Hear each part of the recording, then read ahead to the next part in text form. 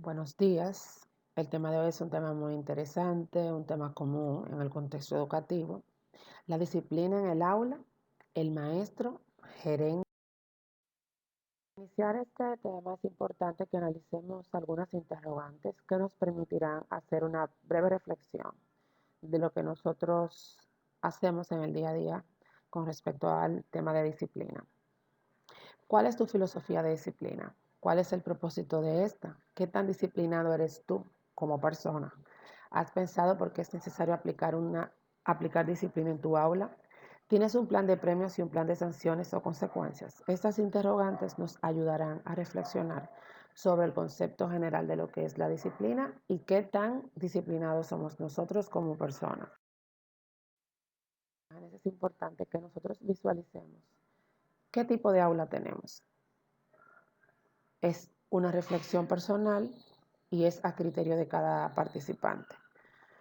Así que observen bien y ya usted analiza y piensa qué tipo de aula es la suya. Es importante conceptualizar cada término que nosotros implementamos en el día a día.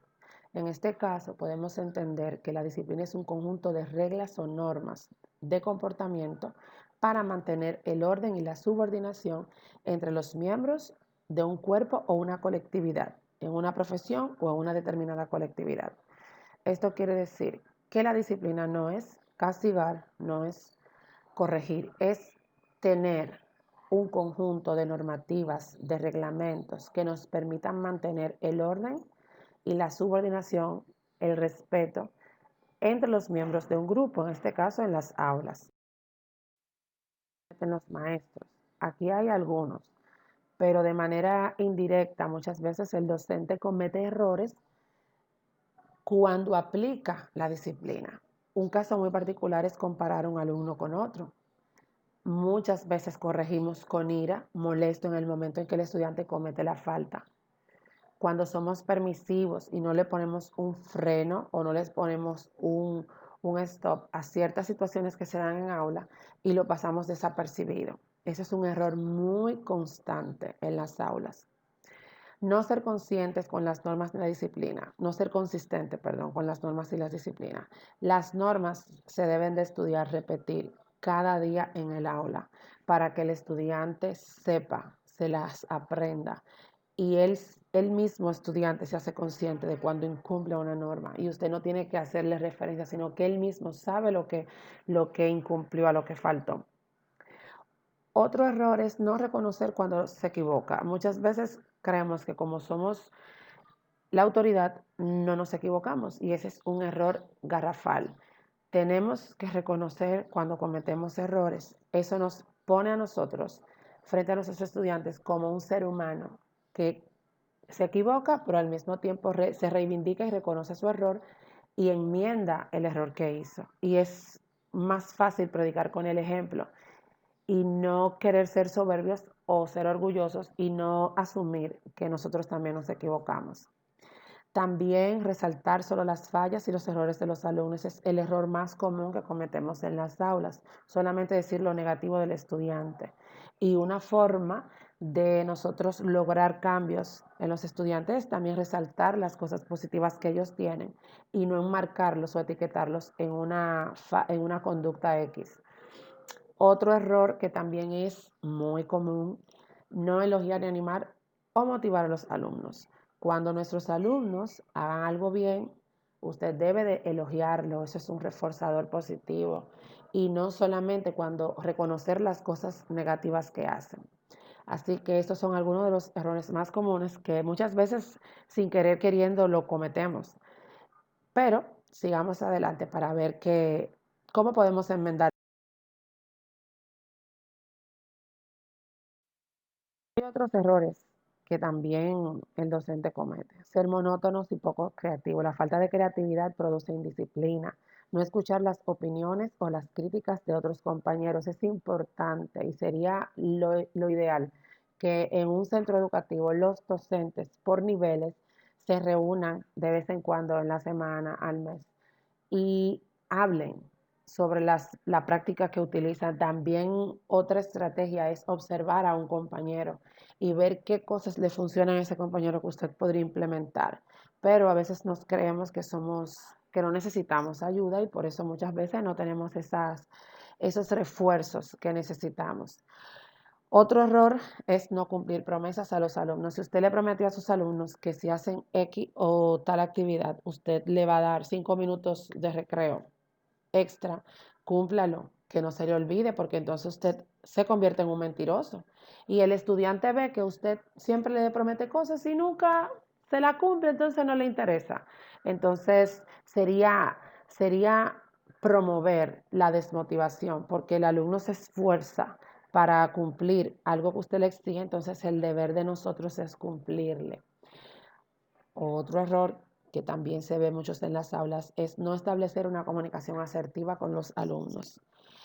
Tenemos que ser claros, concisos y precisos y puntuales e intencionales en lo que queremos lograr con nuestros alumnos. Y algo muy importante es que ellos sepan qué usted espera de ellos, cuáles son los objetivos que usted quiere que ellos alcancen. Y mientras más claros y abiertos somos, los alumnos van a entender mejor qué usted quiere lograr con ellos y a dónde usted lo quiere llevar. Castigar, corregir, reprender delante de todos.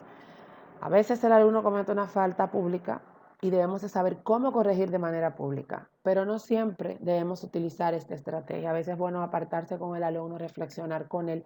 Él lo va a ver a usted como un amigo y va a haber una empatía ahí que se va creando y el alumno va a confiar más en usted. Y por respeto a esa empatía, el alumno va a ir disminuyendo esas conductas. Parece difícil, pero sí funciona.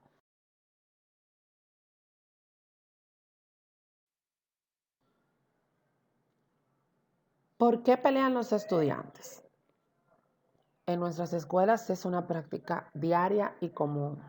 Los alumnos aprenden patrones de violencias en sus hogares, en la comunidad, del amiguito. Muchas veces por situaciones internas de su familia, de su contexto en que se desarrollan, pues ellos van creando la hostilidad, la ira, las frustraciones y la expresan con violencia. Vamos a poner este ejemplo, un niño que vive en un hogar de muy escasos recursos, va a la escuela, no se ha desayunado, la mamá le grita por la mañana, le llama la atención o le da una pela, entonces el alumno va cargado a la escuela de todo eso que la mamá le dijo y le hizo. Entonces, el primer amiguito que se le para en el frente y le haga algo, le diga algo que no le guste, entonces él va a reaccionar y por eso se dan las peleas. Cuando tenemos en cuenta el contexto donde viven los estudiantes de la comunidad, de sus familias, vamos a entender muchas de las conductas agresivas que los alumnos manifiestan. Continuamos.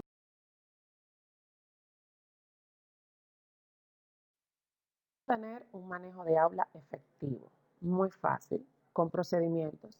Cada maestro, si se interesara o se dispusiera a crear un manual de procedimientos para su aula, esto debe de ser general en la escuela, pero vamos a enfocarnos en las aulas, desde cómo hacer la fila y subir o entrar al aula, cómo pedir permiso, cómo bajar al recreo, ir al baño, todo eso usted se lo expone de manera escrita, visual y el alumno va a comprender cómo debe de conducirse dentro del aula y dentro del centro educativo. Incluso lo van a exteriorizar y lo van a llevar a la casa porque va a ser una práctica tan constante que el estudiante va a asumirla de manera automática. Pero esto es un trabajo constante, diario, para que esos procedimientos puedan funcionar.